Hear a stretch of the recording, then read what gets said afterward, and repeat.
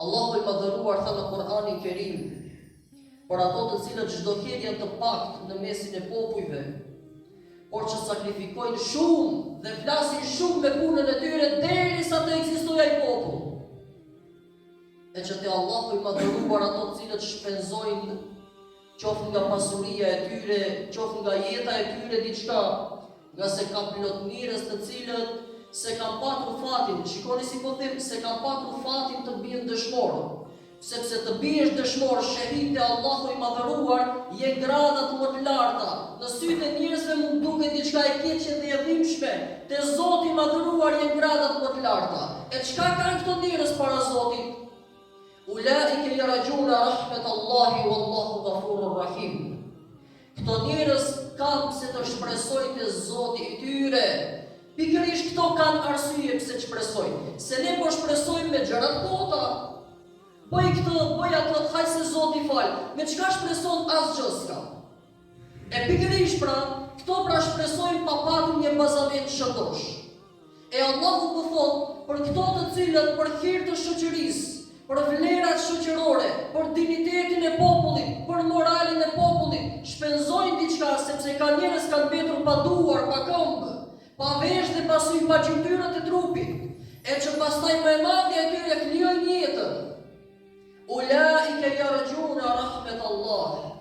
Ato kanë bazën e tyre ku të mbështeten dhe ku shpresojnë dhe kanë pse shpresojnë. Se wallahu ghafurur rahim. Sepse Allahu i madhëruar ju jep garanci se janë të falur te Zoti dhe që e kanë të sigurt mëshirën e Zotit që pa të askush i s'hyn xhenet. Tha pejgamberi alayhis salam edhe unë s'hyn xhenet pa mëshirën e Zotit. E Allahu po thot për këto njerëz këto e kanë të sigurt mëshirën e Zotit xhelle xhelaluhu.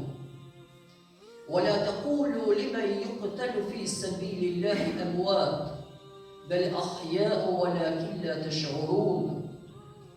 Mos mendoni se kanë vdekur ato të cilët kanë vdekur në rrugë të Zotit, kanë rënë në rrugë të Zotit. E çka është në rrugë të Zotit? Të vdesësh për të ruajtur moralin e familjes je në rrugë të Zotit. Të vdesësh për të ruajtur pasurinë tënde je në rrugë të Zotit.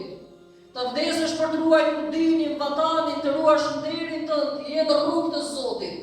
Por këto njerëz kur bien mos thoni kanë vdekur, mos mendoni se kanë vdekur. Bel ahya'u walakin la tash'urun.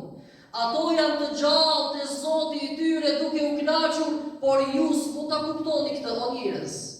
Ju s'mund ta kuptoni këtë.